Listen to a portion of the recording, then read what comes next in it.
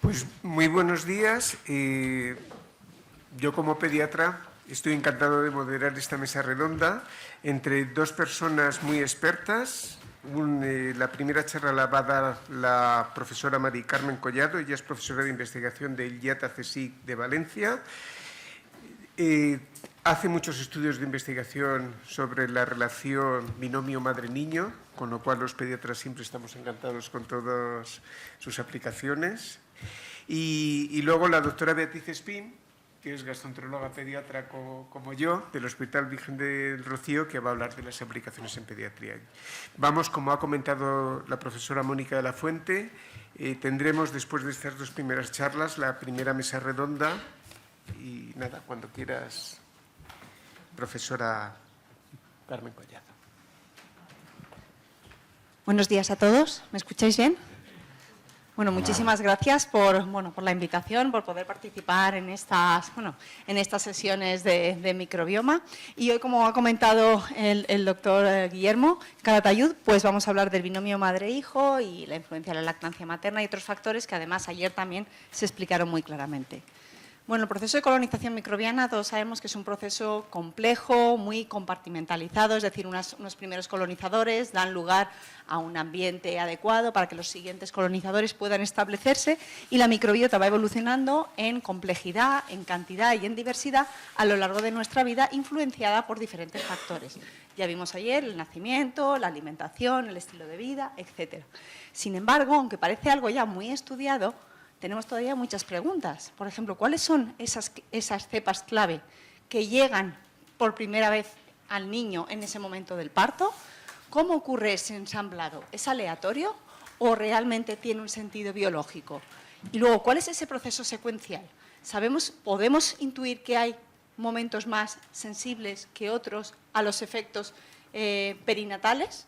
Pues todavía estas cosas no las sabemos. Y como comentamos ayer, este tiempo, estos 1000 días de vida o la infancia, es un momento crítico de la vida, que nos da una ventana de oportunidad porque sabemos que en ese mismo tiempo de proceso, ¿no?, de evolución de la microbiota ocurren otros componentes, ¿no? Ocurre el desarrollo, por ejemplo, del sistema inmune, ocurre el desarrollo y la maduración a nivel de metabolismo, ocurre el desarrollo y la maduración también del cerebro. Pues cualquier cosa que pueda influir todo ese proceso va a tener unas repercusiones en el niño y también en el futuro adulto.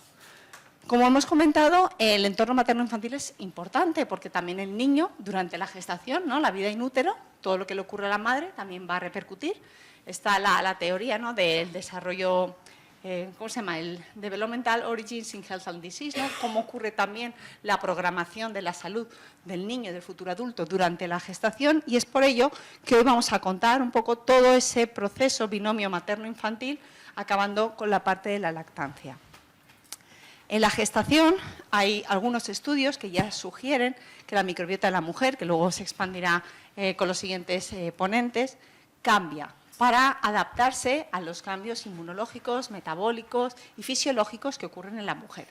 Hay estudios que muestran que hay cambios en la microbiota oral, sobre todo un aumento en bacterias proinflamatorias en la boca. Bueno, todos sabéis que las mujeres durante el embarazo tienen problemas de sangrado en las encías, gingivitis, etcétera. Pues eso también está producido por cambios en la microbiota, que además estos cambios en la microbiota oral, hay algunos estudios que los asocian, por ejemplo, a parto prematuro. Eso existe. Entonces, también hay una línea de investigación intentando identificar cómo poder modular la microbiota oral de la mujer durante este periodo. También sabemos, por diferentes estudios, que la microbiota intestinal de la mujer también cambia a lo largo del embarazo, sobre todo en el último trimestre, con un aumento de bacterias proinflamatorias debidas a esa ganancia de peso, pero también aumenta un grupo bacteriano muy relevante, que ayer salió muchas veces en las comunicaciones, que son las bifidobacterias. También van aumentando al final del embarazo. No se sabe muy bien por qué, pero quizá a nivel biológico una de las explicaciones es que, como sabemos que la madre es el principal inóculo de las bacterias para los niños, pues también se prepara para transferir para proporcionar esas bacterias clave que el niño va a necesitar en esos momentos primeros de la vida. Y luego también sabemos que la microbiota vaginal durante el embarazo también cambia por los cambios hormonales, pero también cambia favoreciendo un aumento en los lactobacilos. Sin embargo, todavía tenemos muy poca evidencia sobre los cambios de la mujer, los cambios en la microbiota de la mujer asociados a complicaciones durante el embarazo. Diabetes gestacional, preeclampsia, problemas inflamatorios, etc. Hay algunas hipótesis de posibles bacterias, hay algún estudio muy pequeño, pero aún así nos falta información. Además, gracias a los estudios preclínicos, cada vez sabemos más de la importancia de la microbiota de la mujer durante la gestación. Me gusta mucho mostrar estos dos estudios porque el primero de ellos muestra, además publicado en una de las revistas más importantes de la ciencia, habla de que la presencia de bacterias en el intestino materno ayuda a modular, las bacterias y sus metabolitos, ayuda a conformar, ¿no?, la función y la histología de la placenta. En este estudio no lo veréis bien, pero analizan animales libres de gérmenes, animales tratados con antibióticos y luego animales convencionales. Y ven que la falta de microbiota en animales libres de gérmenes o tratados con antibióticos cambia la morfología, la estructura y la función de la placenta. En paralelo a ese estudio, otro estudio liderado por un compañero, Jorge López Tello, también mostró en un modelo preclínico con animales que proporcionando una bifidobacteria podía ayudar a la morfogénesis, al transporte de nutrientes y al desarrollo, al crecimiento fetal en este modelo. Luego, una bacteria, en este caso, o la presencia o ausencia de microbiotas, ya van a jugar un papel importante en ese momento de la vida.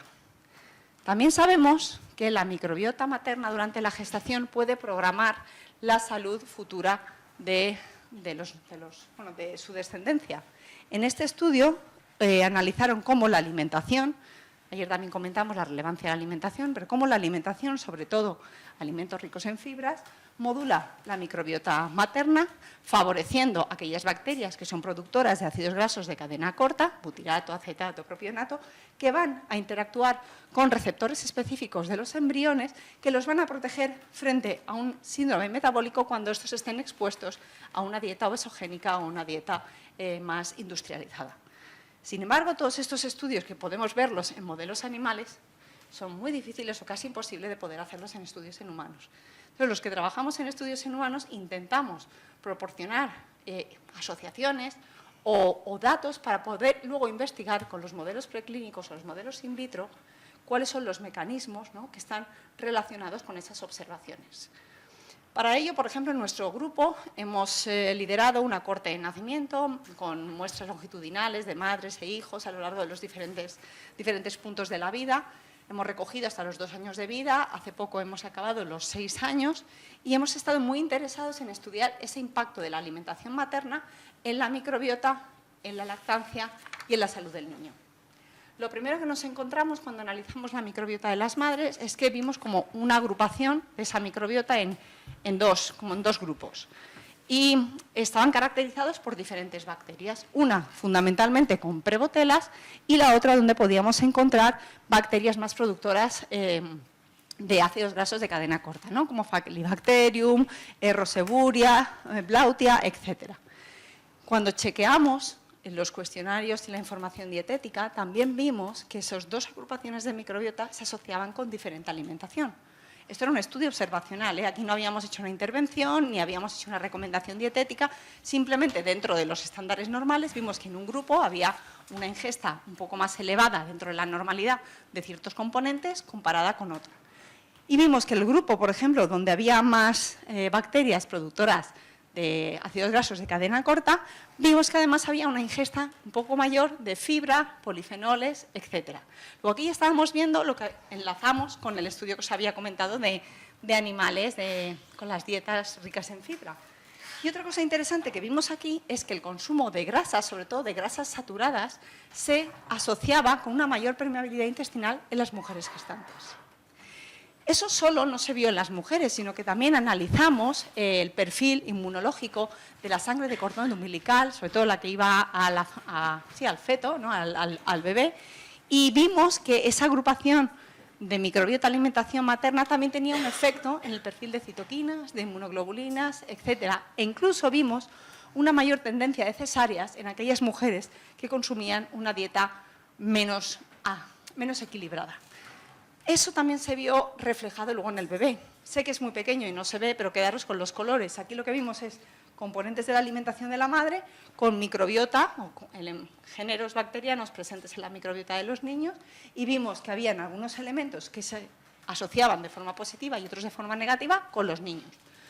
Lo más interesante que vimos es que esta influencia de los dos clústeres, que además se asociaba a una mayor permeabilidad, también se asociaba a un tipo de microbiota en los niños. Aquellas mujeres que comían una dieta más industrializada tenían mayor permeabilidad, como ya hemos comentado, asociada sobre todo a la mayor ingesta de ácidos grasos, de grasas saturadas en la dieta, y esos niños tenían una microbiota más de tipo adulto. Claro, si hemos comentado al principio de la presentación que el proceso de colonización de la microbiota es un proceso secuencial, complejo, paso a paso, y ya decimos que los niños de estas mujeres tenían ya una microbiota adulta, pues ahí está pasando algo. Si a esto juntamos que estos niños, bueno, que hay mucha literatura disponible, que alteraciones en la microbiota están asociadas con un mayor riesgo de desarrollo de enfermedades, sobre todo enfermedades no transmisibles, en los niños en la infancia, pero también durante la adolescencia, pues esto podría ser uno de los factores que podría explicarlo. Además, en este estudio, como os he comentado, teníamos los datos de crecimiento de los niños y vimos que los niños de las mujeres que comían más esa dieta industrializada crecían más rápido en la infancia. Y bueno, los pediatras saben o nos han informado que crecer muy rápido en la infancia tampoco es muy bueno.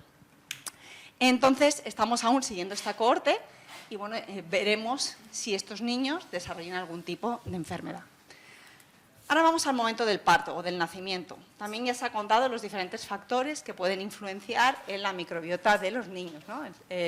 La microbiota materna, que hemos hablado hoy, el tipo de parto, si es cesárea o parto vaginal, sobre todo por la exposición a la microbiota de la madre. Un niño nacido por vía vaginal está expuesto a la microbiota vaginal e intestinal de la madre, mientras que un niño nacido por cesárea, esa transmisión de bacterias se rompe, además de la exposición extra a antibióticos que reduce aún más esa transferencia materno-infantil. Pero también tenemos la gestacional, ¿no? También hemos visto que los niños prematuros y los niños nacidos a término tienen también una microbiota diferente. El grado de prematuridad también influye en qué bacterias van a tener estos niños. También sabemos que el tipo de alimentación, como comentó ayer el doctor Gaimonde, si es leche de su propia madre, leche de fórmula o leche donada, también va a influenciar en la microbiota del niño. También hemos visto que la alimentación de la madre va a jugar un papel importante, la lactancia, o sea, la alimentación de ese niño, y como comentó también la doctora Rosaura, el cómo y cuándo se introduce la alimentación complementaria, uso de antibióticos, factores ambientales, pero también están empezando a aparecer más factores como el tener animales domésticos en casa, hay más estudios sobre la genética del individuo y luego el tamaño familiar, o sea, hermanos o si se convive con los abuelos, el núcleo familiar también está influenciando. Hemos tenido también la suerte de participar en un trabajo que fue pionero en la transferencia de bacterias, donde hay transferencia de bacterias también entre las familias, entre compañeros de trabajo, una transferencia horizontal. Es decir, con quién estamos, con quién interactuamos, también va a influenciar en nuestras propias bacterias. Entonces, claro, esto hace que el estudio de la microbiota tenga una complejidad mucho más grande de lo que inicialmente esperamos. Y muchos de nosotros, o incluso vosotros, queremos un blanco o negro para poder ayudar a nuestros pacientes, pero no es así. Hay una escala de grises muy grande y hay una gran variabilidad. Por eso también necesitamos estudios muy grandes para poder cubrir toda esa variabilidad en la microbiota, porque estudios solo con 6 individuos igual no cubrimos toda la variabilidad, igual necesitamos cientos. Y si además en esta película, ¿no?, incluimos el ambiente, la localización geográfica, es decir, nuestra microbiota es diferente a la microbiota de los finlandeses, de los americanos, de los asiáticos. Incluso, bueno, hay un estudio que hicimos en colaboración el doctor Gaimonde y yo, niños de Valencia comparado con niños de Asturias, no se parecen en su microbiota. Entonces, tenemos que también entender un poco esas diferencias cuando estudiamos o cuando leemos o interpretamos estudios de microbiota. Dentro de toda esta vorágine de datos y de complejidad, pues hay un nivel más, que es el uso de las técnicas de metagenómica, que que nos permiten identificar la cepa específica que se puede transmitir entre madres e hijos. Este estudio lo realizamos hace un año y dentro de la cohorte que os he comentado, que lideramos en Valencia, hicimos esa aproximación metagenómica, ¿no?, utilizando todo el ADN, y nos permite además estudiar funciones, estudiar nivel de cepa, nos permite estudiar también presencia de otros genes, ¿no?, por ejemplo, que codifiquen a adhesión, que codifiquen a toxinas, que codifiquen, por ejemplo, para resistencias a antibióticos. En este estudio lo que quisimos ver fundamentalmente era qué bacterias específicas se podían transmitir de madres a hijos y, sobre todo, qué papel podría jugar los factores perinatales, sobre todo el tipo de parto y la alimentación. En este primer bloque, como ya se había visto en otros análisis de microbiota, sí que vimos que la microbiota de los niños va evolucionando hasta ir pareciéndose más hacia la madre. Y eso ocurre tanto en composición como en diversidad. Aquí estudiamos diferentes tipos de parto y diferentes ambientes, porque incluimos una pequeña cohorte, muy pequeña, de Barcelona, que tiene un protocolo publicado y aceptado por la Generalitat para hacer determinados partos en casa. Entonces quisimos ver el efecto hospital versus no hospital y no vimos grandes diferencias. Lo que sí que vimos es que hay cepas específicas, sobre todo de bacterias proinflamatorias que están al principio de la vida, como Escherichia coli, y luego Bifidobacterium al principio de la vida, y a medida, cada bloque es un tiempo, y a medida va pasando el tiempo y en función de la lactancia también van apareciendo, como veis, diferentes grupos bacterianos. Esto es a nivel de especie, pero también lo hicimos a nivel de cepa. Y lo que os quiero contar aquí es esto, sobre todo, esa transmisión específica de cepas madre-hijo. En este caso, analizamos cepas de Bifidobacterium longum, de la especie Bifidobacterium longum. Cada forma, por ejemplo, el círculo, el cuadrado, el recto, significan diferentes cepas. El primer bloque es el bloque de la madre. Y como veis, aquí, este niño tiene, esta madre tiene una cepa de Bifidobacterium longum y su hijo la heredó. Sin embargo, aquí la madre tiene una cepa, pero el hijo tiene otras. Incluso cuando el niño ya tiene 6 meses, 12 meses, hay un reemplazo. Como veis, empiezan a aparecer otras totalmente diferentes al principio de la vida, que van en paralelo con los cambios también en la alimentación que se contó ayer. Entonces hay un reemplazo. Entonces, como veis, hay otras fuentes de adquirir bacterias, puede ser la horizontal, el núcleo familiar, que hacen que haya ese reemplazo de las bifidobacterias. Lo interesante de aquí es que además vimos que los diferentes grupos, las diferentes especies, que podéis verlas aquí agrupadas, tienen una capacidad diferente de metabolizar los oligosacáridos de la leche materna.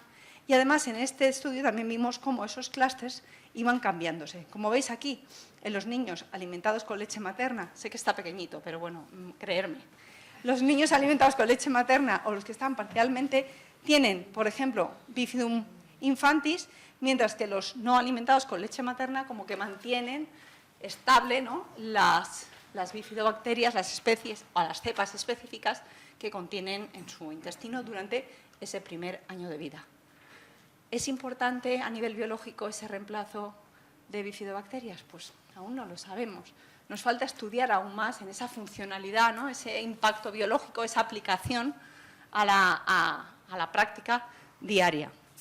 En nuestro equipo también estuvimos muy interesados en el ambiente. Entonces, en esta misma cohorte, como teníamos localizados a todas las familias, quisimos estudiar el impacto a contaminantes ambientales y la cercanía o lejanía de zonas verdes, ¿no?, de exposición a zonas verdes.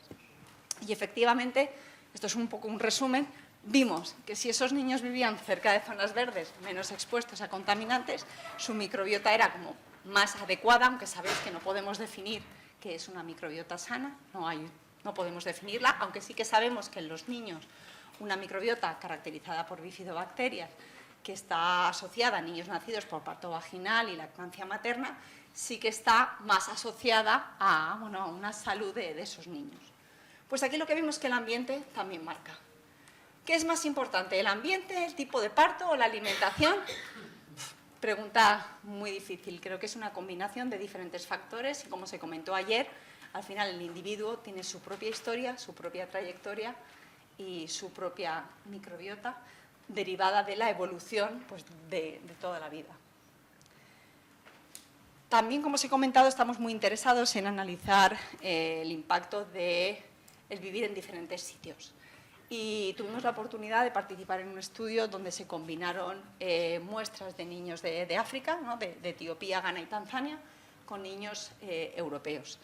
Nuestra primera hipótesis era que estos niños de Ghana, Tanzania y Etiopía compartían más bacterias con sus madres que los niños no industriales, o sea, los niños de zonas industrializadas, ¿no? De los niños europeos. Pero la hipótesis no se cumplió. Estos niños tenían una diversidad mucho más grande, compartían muy pocas bacterias con su madre y además tenían bacterias muy diferentes, ¿no? Tenían mucha prebotela, había muchas bacterias ambientales y era como, uff, claro, revisando fotografías de los sitios donde fueron a recoger las muestras, claro, estos niños vivían en casas hechas de material fecal, de tierra, convivían con animales. Entonces, claro, esos niños cuando nacen están expuestos a un ambiente muy rico bacteriano, claro, y captan todo. Nuestros niños que nacen en un hospital, la única fuente es la madre, entonces cogen de la madre. Por eso nuestros niños tienen una microbiota más parecida a las de sus madres y estos niños que viven en un ambiente más diverso, no. ¿Es bueno o malo? Pues lo podemos discutir luego en la discusión. Yendo un poquito más para allá, también nos dimos cuenta que hay como mucha cultura y mucha tradición en la mujer gestante y lactante. Entonces, hay un momento sobre la cuarentena que solo se alimenta a las mujeres de un tipo de masa madre, de un pan que hacen ellos, fermentado, con unas semillas de tef, que además también ahora están muy de moda a nivel de nutrición. Pues lo preparaban ellos en casa, lo calentaban, aunque es un pan, no estaba horneado, simplemente hacían como un crepe en una piedra caliente, o sea que ahí había cosas. Y lo que quisimos ver es si los alimentos fermentados, ¿no? Las bacterias, sobre todo, que se estaban ahí, podían formar parte también de la microbiota materno-infantil. Y efectivamente analizamos, vimos que habían pues, diferentes grupos de lactobacilos, había también levaduras, había un poco de todo, porque hicimos también una aproximación metagenómica. Y luego comparamos el metagenoma obtenido de las muestras fermentadas con los metagenomas de las madres y de los bebés. Y efectivamente vimos que compartían, sobre todo en aquellos que comían este producto, compartían los alimentos. Inicialmente dijimos, uy, ¿cómo puede estar en los niños si los niños solamente están tomando lactancia materna? ¿Podría estar llegando a través de otras vías esos microorganismos al niño? Pues sí. Y luego también hemos estado analizando más y tienen un tipo de alimentación que utiliza mucho los prelácteos, ¿no? Les dan que chupen cosas los niños antes de combinado con la leche materna y pensamos que ahí también puede haber muchas bacterias o contaminación ambiental o del propio producto. Pero bueno, esto nos demostró que los alimentos fermentados también constituyen un elemento importante para el desarrollo o la transferencia de bacterias materno-infantil. Y ahora sí, ya vamos a la lactancia, que era un poco la parte final que teníamos que comentar hoy. La lactancia, bueno, ya todos sabéis, la lactancia es brutal, ¿no? No me salen palabras para poder decir los beneficios que tiene, y no solo para los niños, porque parece que solo sean beneficios para los niños, pero también las mujeres, cuando damos lactancia, y sobre todo lactancias largas, también nos beneficiamos. O sea, hay diferentes estudios que sugieren y muestran que a corto plazo hay una mejor recuperación posparto, que además hay menos riesgo de depresión posparto, que además refuerza el vínculo materno-infantil, que es muy importante, ayuda a controlar la presión arterial, pero es que a largo plazo hay evidencias sobre reducción del riesgo de cáncer de mama, de cáncer de ovario, menor riesgo de osteoporosis, sobre todo cuando la mujer alcanza el final de su etapa reproductiva, ¿no? Empieza con la menopausia, y luego menor riesgo de diabetes de tipo 2. Claro, al final son todo muchos beneficios muy importantes que a veces olvidamos que existen ahí. Pero como estamos hablando de microbiota, sabemos que el impacto de la lactancia es muy grande. Ya lo hemos comentado al inicio de la presentación, ¿no? La lactancia materna es uno de los factores más importantes que modulan y dirigen esa microbiota del niño una vez adquirida en el momento del parto. Y diferentes estudios también han mostrado que aquellos niños nacidos por cesárea, que hay una alteración en esa microbiota, el seguimiento de una lactancia puede modular y ayudar o incluso hacer que sea más parecida a esa microbiota a los niños nacidos por vía vaginal. Es decir, la lactancia es una de las herramientas que modula el efecto de la cesárea. Lo que sí que se ha visto es que el cese de la lactancia sí que implica un cambio muy grande en la microbiota de los niños. Es decir, el parar más que la introducción de los alimentos tiene un efecto muy grande. Es decir, en las edades tempranas, ¿no? Bueno, cuando se introducen los alimentos, si se hace en combinación con la lactancia, pues como que la lactancia puede actuar, ¿no?, algún tipo de modulador. Sin embargo, si cortas la lactancia y empiezas con los alimentos, claro, aquello es brutal. Entonces, bueno, también nos contarán más en detalle esos efectos y esa potencial implicación a nivel clínico. Este estudio me gusta mostrarlo porque es un estudio muy grande de una cohorte con muchísimos niños que se hizo en Canadá. Como veis, hay más de 2.200 niños, una cohorte tremenda, donde los han seguido a lo largo del tiempo y ahí han visto cómo la lactancia materna programa y estructura ese desarrollo de la microbiota y, como veis, lo asocia a menor incidencia de asma en los niños. Y además estudiaron la microbiota y vieron cómo, por ejemplo, Bifidobacterium, aquellos niños con lactancia tienen más que aquellos niños que no, y luego miraron algún otro tipo, aquí también otras bifidobacterias, otros tipos de bacterias en el intestino. Luego, esto sí que demuestra que el seguimiento de la lactancia a través de la modulación de la microbiota reduce el riesgo de enfermedades en los niños, en este caso, riesgos de alergia. Pero es que además en todo esto, y en un trabajo que hemos sacado recientemente en nuestro equipo, hemos visto que la lactancia materna también modula el resistoma infantil. Niños que nacen por cesárea, claro, expuestos a antibióticos, como hay una presión selectiva, esos niños van a recibir o van a tener bacterias que sean capaces de resistir a los antibióticos. Claro, me diréis, ¿y esto qué tiene que ver con la salud? Pues sí, a lo mejor en edades tempranas de la vida no tiene tanta importancia, pero si ya nuestra microbiota es un reservorio de resistencias a antibióticos, cuando luego haya una disbiosis o una infección que puede estar provocada por una de estas bacterias, que además no tengamos herramientas, ¿no?, antibióticos para poder reducirla o eliminarla, pues tenemos un problema.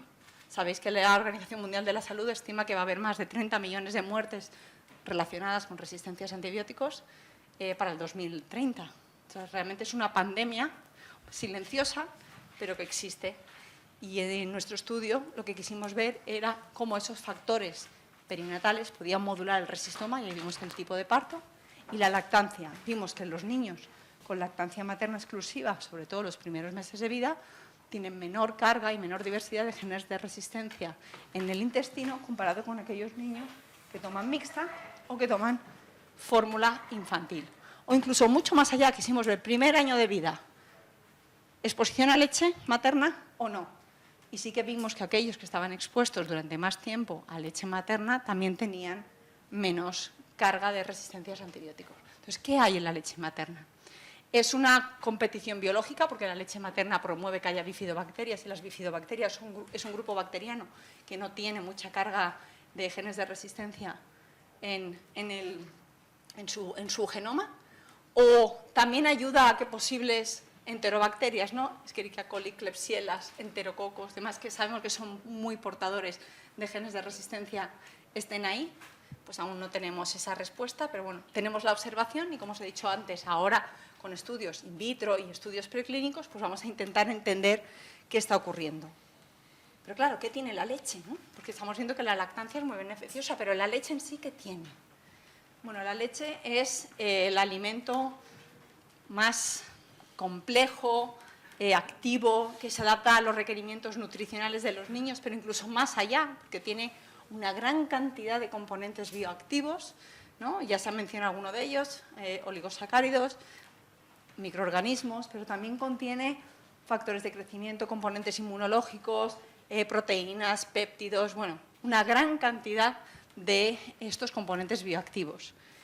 Si a esto además incluimos que la leche cambia de la primera semana, el calostro, esa leche de transición durante los primeros 15-20 días, y luego la leche madura, que además cambia también entre tetadas, cambia en composición del día a la noche, e incluso algunos estudios muestran que según el sexo del bebé podría haber alguna diferencia.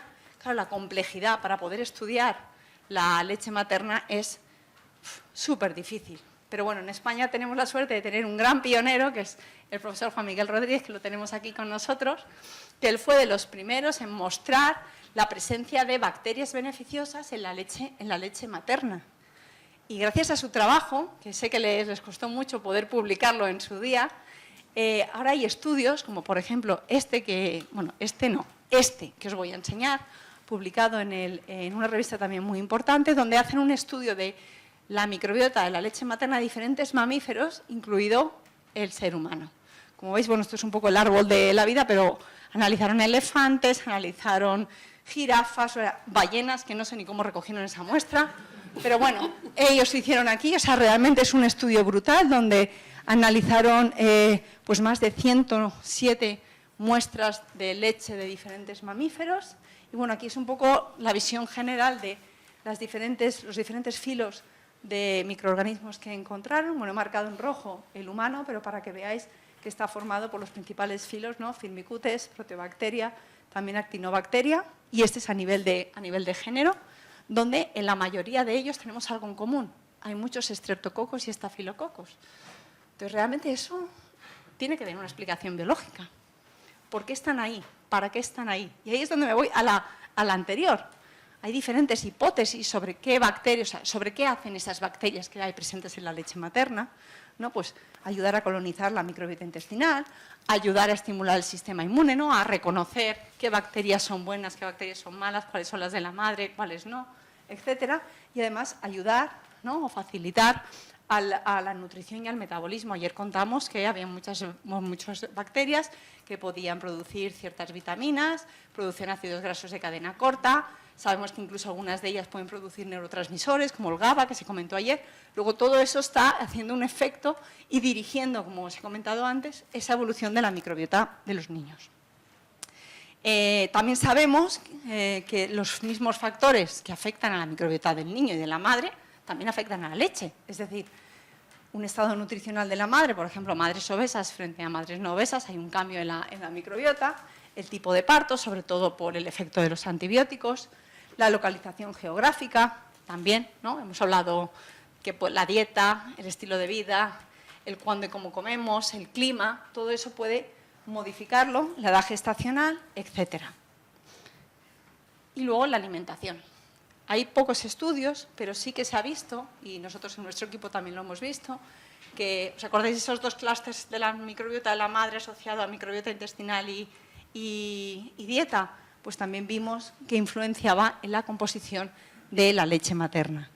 Y no solo la leche materna en cuanto a microbiota, sino que también vimos que tenía una influencia en el perfil y en la diversidad de ácidos grasos de cadena corta, pero también en el perfil de lípidos y en el perfil de metabolitos. Y hace poquito también vimos que tenía un efecto en el perfil de los microRNAs presentes en la leche materna. Y vimos una separación entre las que comían más proteína animal comparada con las mujeres que ingerían más proteína vegetal, polifenoles y fibra. Esto es una parte, que son las bacterias, pero ya hemos dicho que la composición de la leche materna es muy compleja. Claro, ¿cuáles son las relaciones de esas bacterias o de los componentes nutricionales con otros componentes bioactivos, ¿no? Como los oligosacáridos, o como los marcadores inmunológicos, o como los ácidos grasos, o como las proteínas y los péptidos? Entonces, imaginar esa complejidad en una gota de leche que está unido con la madre y con el bebé y que va a tener un efecto directo en ese desarrollo inmunológico, neurocognitivo, psicomotor y metabólico de ese bebé.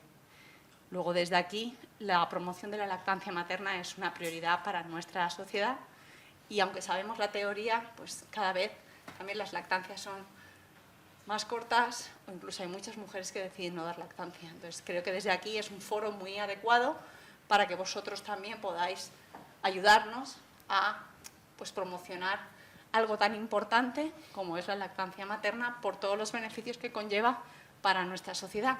Porque además la salud del niño es la salud del futuro adulto de nuestra sociedad y de la futura generación. Luego tenemos que empezar desde el principio. Y un poco ya para acabar este bloque y dar unas pinceladas, claro, lo siguiente, sabemos que es muy importante, pero bueno, Mari Carmen, ¿qué hacemos? ¿Cómo lo modulamos? ¿Qué podemos hacer? Y ya no solo qué podemos hacer, ¿cuándo lo podemos hacer? y con qué lo podemos hacer. ¿Cuándo podemos diseñar estrategias? Durante el embarazo o incluso antes, porque se ha visto y van a contar antes que hay, o van a contar más adelante que hay estudios ya que la microbiota y la alimentación juegan un papel clave en la fertilidad, en las tasas de éxito de los tratamientos de medicina reproductiva. Igual hay que empezar antes. Embarazo, lactancia. ¿Solo en la madre nos fijamos o hacemos estrategias en niños? O algunas que combinen ambos, porque tenemos la lactancia, por ejemplo, que puede beneficiar a ambos. Pues es muy complicado. ¿Y cómo lo hacemos? ¿Utilizando estrategias dietéticas? Claro, ¿qué tipo? Recomendaciones dietéticas, porque muchos sabemos lo que tenemos que comer o qué es la dieta adecuada, pero al final la práctica, yo la primera, a veces me como un sándwich delante del ordenador y eso no es lo que toca. Lo que se comentó ayer, ¿no? La necesidad de cocinar, de ser conscientes de lo que comemos, tener nuestro tiempo, no perder nuestras tradiciones, etcétera. Pero bueno, en una sociedad como la nuestra es complicada. Y luego, además, el potencial uso de suplementos, que también lo hemos hablado. En cuanto a la dieta, ya se comentó ayer, no voy a ir mucho al detalle, ¿no? Se puede recomendar patrones de dieta, ¿no? Dieta mediterránea, dieta atlántica, etcétera. Pero luego también pues, están las dietas altas en carbohidratos, altas en grasa o altas en proteína, que ya sabemos qué microorganismos son diana. O incluso cómo proteína animal o proteína vegetal van a interactuar con bacterias específicas, sus metabolitos van a tener ese efecto en la salud, por ejemplo, algunos de ellos en la salud cardiovascular. Pero claro, vamos más allá de la alimentación, ¿no? Y en el caso de los niños se habla mucho de modular o restaurar la microbiota, sobre todo en aquellos niños que nacen por cesárea o que no están alimentados con leche materna, ¿no? Porque sabemos, hemos dicho, es una ventana crítica de la vida donde todo lo que ocurre ahí va a tener un efecto después. Entonces, vamos a hacer algo. Claro, pero vamos a hacer algo es, ¿realmente tenemos que modular la microbiota de los niños? Porque sabemos que luego vienen otras cosas. Y si es así, necesitamos más datos. Pero, ¿cómo lo hacemos? ¿Con una bacteria? ¿Con varias? ¿Con estrategias dietéticas? Tenemos que medir efectos, ¿no? Para luego poder, o sea, efectos a corto plazo, a largo plazo. Y luego, ¿cuál es la justificación? Pues todavía nos quedan muchas preguntas. Y luego, ¿cómo hacerlo, no? Están los bióticos, la alimentación. Ahora también se está viendo que actividades de reducción de estrés, ¿no? Mindfulness, yoga, también podrían modular la microbiota de la mujer gestante y tener un efecto. Trasplante fecal, terapia con fagos, que también hablamos de que infectaban en las bacterias. Pues todavía tenemos no tenemos evidencia científica, casi. Entonces, como hoy estamos también aquí, quería recordar otra vez las definiciones de prebiótico, probiótico y simbiótico, que pueden ser empleados en estos momentos de la vida, con la evidencia, ¿no? Recomendados con la evidencia científica que haya para el momento. Los posbióticos, que también se comentó ayer, podrían ser también, sobre todo en las poblaciones vulnerables, una herramienta interesante. Mencionaros que hay una guía donde podéis encontrar diferentes aplicaciones y recomendaciones basadas en la evidencia científica de ciertos probióticos. Y luego os doy algunos ejemplos, como por ejemplo el consumo, se ve mal, se ha movido, pero como estudios que muestran que el consumo de probióticos durante la lactancia es capaz de modular un componente presente en la leche materna, que es el TGF-beta2, ¿vale? que es una citoquina antiinflamatoria que promueve tolerancia oral, luego puede ser algo beneficioso, como un estudio americano con una combinación de probióticos durante la lactancia también vio que era capaz de modular la concentración de algunos oligosacáridos y como tras el destete, ¿no? El uso de probióticos en los niños es capaz de incrementar y de expandir las bacterias en el intestino del niño que pueden producir ácidos grasos de cadena corta, sobre todo el butirato, que ya se comentó un poco ayer, el butirato, la importancia que tiene para la homeostasis intestinal. Pero claro, ahora nos vamos un poco hacia lo nuevo, ¿no? Lo que llamamos los nuevos probióticos, los bioterapéuticos. Y esta diapositiva me gusta porque muestra un poco cómo los probióticos, que tienen una historia larga de uso, organismos como Bifidobacterium, lactobacilos, Saccharomyces y demás, se están empleando fundamentalmente en alimentación y como suplementos dietéticos, pero como ahora hay una nueva línea, que también se comentó ayer, la doctora Teresa Requena comentó la parte de Akkermansia, por ejemplo, como microorganismos basados en la microbiota, porque aparecen como biomarcadores, pues podrían ser utilizados como nuevos probióticos para modular la microbiota. Y ahí es donde aparece Akkermansia, Faecalibacterium, porque también es una bacteria antiinflamatoria y más cuando desaparece es cuando aparecen todos los problemas intestinales, pues es un marcador. Algunos bacteroides, pero claro, ¿cuál es el problema? La regulación, ¿no? No tienen una historia de uso grande, algunas de ellas no están en la lista GRAS, algunas de ellas para poderlas producirlas a nivel comercial es muy difícil porque son anaerobias, entonces una vez la aíslas y la tienes en la mesa, se te muere, entonces hay muchos problemas para hacer todo esto. Y claro, dentro de aquí, o dentro de todo esto, en cuanto a los niños, lo que se dice, bueno, en lugar de utilizar estas bacterias o estas nuevas bacterias, vamos a utilizar nuevas herramientas. La primera de ellas, o la pionera en estos protocolos de restauración de la microbiota, fue, como los niños que nacen por vía vaginal tienen estos microorganismos que pueden ser adecuados para su desarrollo, oye, pues los niños que van a nacer por cesárea, vamos a impregnar una gasa con los fluidos de la madre vaginales y cuando nazca ese niño se los exponemos.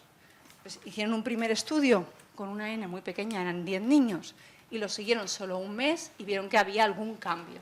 Claro, la pregunta era, con 10 niños no es suficiente, un mes no es suficiente, dame más información a largo plazo y muéstrame que este protocolo también es válido para otras localizaciones geográficas, porque yo lo estudio en Estados Unidos, pero ¿va a funcionar en España? Porque tiene otra microbiota diferente. Entonces se hizo otro estudio con un mayor número de individuos, diferentes localizaciones geográficas y seguimiento hasta un año. Y se vio que había una restauración parcial. Os muestro este estudio, pero hay otro estudio en Australia que hicieron lo mismo y no vieron ningún cambio. Entonces hay mucha controversia todavía en este tema.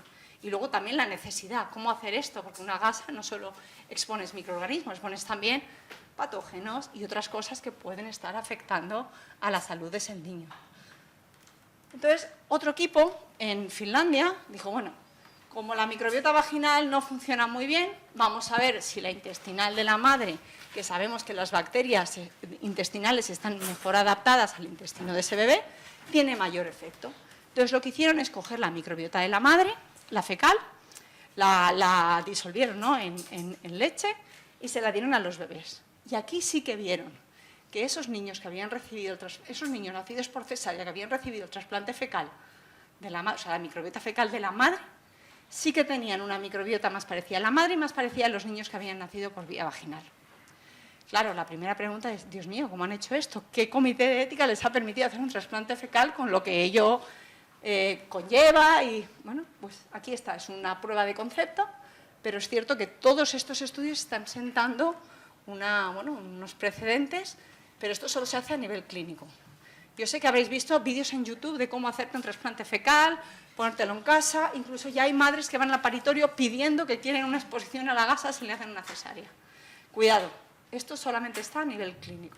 Todavía no hay evidencia como para hacer una recomendación y todavía se está investigando, porque como os he dicho, esto se hace, pero ¿qué consecuencias tiene luego?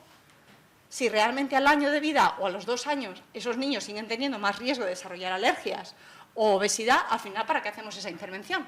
O sea, tenemos que tener esa evidencia científica para realmente recomendar o poder utilizar esos protocolos a nivel clínico. Pero es que hay más, ahora también hay, bueno, no sé si lo comentarán, trasplantes de microbiota vaginal, ¿no? Hay un estudio que se hizo hace poquito, una mujer ya por uso compasivo, con muchísimos problemas, se hizo un trasplante de microbiota fecal y funcionó. Claro, esto abre la posibilidad para otros trasplantes. Cáncer, ovario poliquístico, endometriosis, etc. En este caso, además, la mujer luego dio a luz a un niño sano. E incluso hay un estudio donde también se ha dado, no con la gasa, sino a través de oral, bacterias vaginales de la madre a ese niño. Entonces, como veis, ahí todavía se está moviendo, se están buscando formas, pero aún necesitamos esa justificación y esos datos clínicos. Y como os he comentado, aquí tenemos muchísimos retos y desafíos y regulaciones por establecerse. Entonces, aún necesitamos más evidencia científica. Es cierto que Europa ha dado un salto, ¿no? Ahora ya incluye la leche materna en las muestras fecales dentro de sustancias de origen humano que pueden emplearse, ¿no? Como las muestras de sangre, etcétera. Esto ya es un paso. Y luego ya también empiezan a haber guías, ¿no? De cómo utilizar esos bioterapéuticos, ¿no? Cómo analizarlos, cómo producirlos, cómo testarlos. Y esto está abriendo eso, nuevas posibilidades. Así que esperemos que en los próximos años, y vosotros que vais a estar ahí, pues tengáis también la capacidad para poder interpretar y analizar de forma crítica estos estudios que vayan saliendo. Y nada, ya para finalizar, lo que tenemos que obtener, ¿no? Con estos datos es aumentar nuestra comprensión, ¿no? Sobre el papel de la microbiota y sobre todo microbiota materna. Pero no os preocupéis que ahora ya hay estudios de la microbiota paterna que tiene una influencia muy importante también en el niño. O sea que mi trabajo es más en la madre y el hijo, pero que sepáis que también los existen. El papel de la lactancia, ¿no? Es la alimentación personalizada per se. O sea, más personalizada no puede ser. Y es tan compleja y tan individual que es muy difícil poder copiar, ¿no? Poder hacer algo igual. Aunque es cierto que, como se comentó ayer, pues se está evolucionando, las fórmulas infantiles cada vez van incorporando, ¿no? Van utilizando el modelo de la leche materna y van incorporando diferentes componentes. Todo esto abre nuevas estrategias para poder modular la microbiota, pero aquí hay que tener un poco de pensamiento crítico. ¿Por qué? ¿Para qué? ¿De qué forma? ¿Qué evidencia hay? Así que todo esto por la salud de nuestra sociedad. Y no quiero dejar mi presentación sin agradecer a mi equipo y a todos los colaboradores, porque al final yo soy un altavoz, pero sin el trabajo de todos ellos, pues yo hoy no podría estar contándoos todo lo que hacemos en nuestro equipo. Muchas gracias también a todos vosotros.